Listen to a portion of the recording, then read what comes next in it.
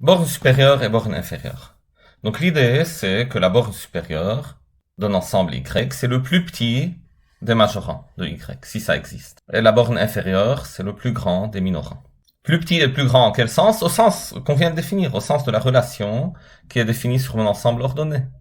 Donc si par exemple je prends l'intervalle 0,1 de R, quels sont les majorants de 0,1? Donc les X qui sont plus grands qu'1.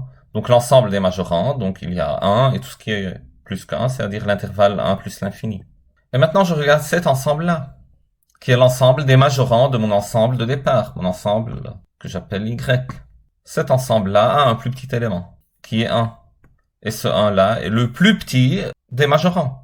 Le plus petit élément des majorants. C'est un minorant des majorants, et ça appartient à l'ensemble des majorants, donc c'est le plus petit élément de l'ensemble des majorants. On l'appelle la borne supérieure de Y. Et même si j'avais pris un intervalle fermé ici, 0,1 fermé, alors 1 sera toujours dans l'ensemble des majorants. Parce que la relation, c'est plus petit ou égal, c'est pas plus petit strictement. Et donc aussi pour l'intervalle 0,1 fermé, l'ensemble des majorants, c'est le même que celui de 0,1 ouvert. Et le plus petit majorant, c'est-à-dire la borne supérieure, c'est toujours 1. Donc on lit la définition, soit X est un ensemble ordonné, Y inclus dans X, non vide, soit A un élément de X. On dit que petit a est la borne supérieure de Y si petit a est le plus petit majorant de Y. C'est-à-dire si petit a est le plus petit élément de l'ensemble des majorants de Y. Et ça peut ne pas exister. Donc typiquement, si Y lui-même n'est pas majoré, donc voilà, l'ensemble des majorants est vide.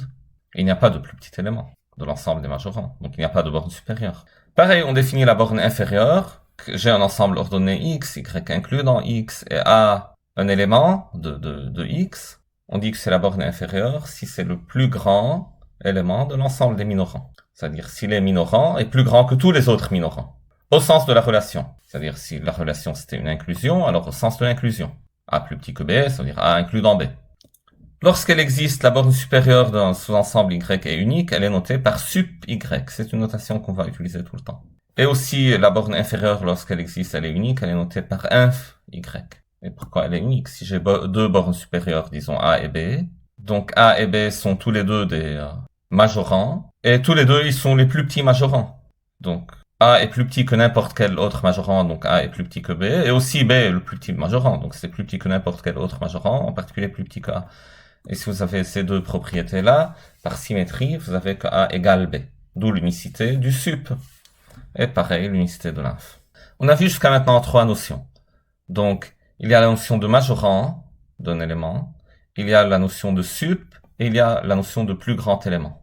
Et vous avez ces implications. Si M est le plus grand élément de Y, ça implique que c'est le sup, et si c'est le sup, ça implique que c'est un majorant. Donc la notion plus grand élément de Y, c'est la plus forte, ça implique toutes les autres. Si M est le plus grand élément de Y, donc c'est un majorant, et c'est un élément de Y. Donc c'est plus petit que n'importe quel autre majorant. Si je prends un majorant de Y, A, comme M est un élément de Y, je dois avoir M plus petit que A. Donc par conséquent, le plus grand élément, c'est aussi le sup. Et aussi la deuxième implication est vraie. Si M est le sup de Y, alors M est un majorant de Y. Parce que si M est le sup de Y, par définition, c'est un majorant de Y. Et c'est aussi le plus petit parmi les majorants de Y. Oui, mais c'est un majorant. Donc c'est pour ça que la deuxième implication est vraie. Maintenant, les réciproques sont fausses. Par exemple, si je prends Y, c'est égal à 0,1, ouvert, je peux dire que 2 est majorant, clairement, mais 2 n'est pas le sup. Donc la troisième n'implique pas la deuxième dans ce cas. Maintenant, 1 est le sup, dans ce cas. 1 est le sup de Y. Mais 1 n'est pas le plus grand élément de Y, parce que 1 n'appartient pas à Y. Et donc la première réciproque aussi ne marche pas. Et donc ça n'implique pas ça dans ce cas. Une proposition, donc soit Y inclus dans R, et M un élément de R. Alors M est le sup de Y si et seulement si ces deux propriétés sont vraies. M est un majorant, et à chaque fois que je prends un élément plus petit que M, cet élément plus petit que M n'est plus un majorant de grand Y, parce que je peux trouver un élément de grand Y qui soit plus grand que lui.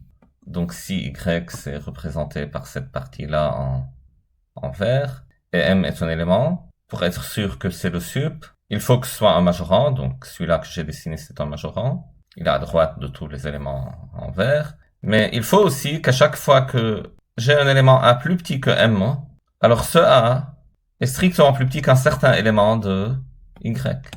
Est-ce que c'est le cas ici? C'est pas le cas. Si je prends un A ici, par exemple, A, je peux pas trouver un élément de Y, un élément en vert qui est plus grand que A, à droite de A. Ça marche pas. Et donc mon M de départ n'est pas le sup de Y, parce qu'il y a un élément plus petit, en l'occurrence le A, ce A-là, qui est encore plus petit et qui est encore un majorant de grand Y.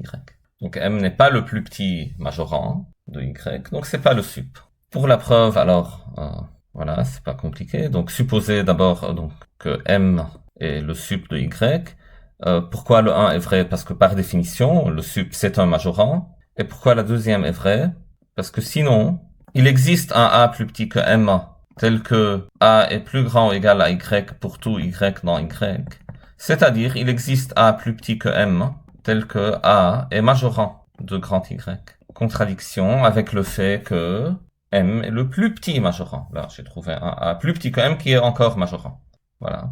Mais pour la deuxième implication, en fait, on va utiliser là que la structure est R. En fait, on va utiliser que l'ordre est total, sinon ça ne marche pas. Supposez que vous avez un M qui est majorant et qu'il n'y a pas un élément plus petit que lui qui est encore majorant. Et donc là, vous allez montrer que c'est le plus petit des majorants. Voilà, donc soit M', un autre majorant de Y. Donc M' dans R, un autre majorant de grand Y. Et maintenant, supposez que M est différent de M'. Donc, dans R, je sais que soit j'ai M strictement plus petit que M', soit M' strictement plus petit que M. Mais la deuxième ne peut pas marcher, parce que, voilà, ça contredit le 2, ici, avec M' à la place du A. Si je prends un élément M' plus petit que M, alors il y a un élément Y de grand Y qui est plus grand que ce M'. Donc le M' ne peut pas être majorant. Et si je veux que M' soit majorant, il faut que M soit plus petit que M'. Donc, j'ai cette propriété que si 1 et 2 sont vrais, alors M est majorant et c'est plus petit que tous les autres majorants. Et donc c'est le plus petit des majorants et c'est le sup. Un théorème qu'on donne sans preuve, toute partie majorée de R admet une borne supérieure et toute partie minorée de R admet une borne inférieure. Et la preuve, c'est essentiellement la construction de R. Donc je ne le fais pas, peut-être qu'on la garde pour une autre vidéo. Mais cette propriété est une propriété fondamentale de l'analyse sur R, et vous allez voir, tout est bâti là-dessus quelque part. Donc cette propriété n'est pas vraie sur Q. Dans Q, si vous prenez l'ensemble des X de Q, tel que X2 est plus petit que 2. Donc cet ensemble-là, si vous l'appelez grand A, et vous le voyez comme sous-ensemble de Q, donc le grand ensemble est Q, et grand A, en fait, c'est l'intervalle moins racine de 2 inter Q. Les éléments de Q qui tombent entre moins racine de 2 et racine de 2. Donc c'est un ensemble majoré. Il est majoré par 2, par 3, par 4. Donc il a des majorants dans Q. Je dois trouver les majorants de Q, non pas de R. Mais il n'a pas de borne supérieure dans Q. Donc la borne supérieure aurait dû être racine de 2. Mais racine de 2 n'appartient pas à Q.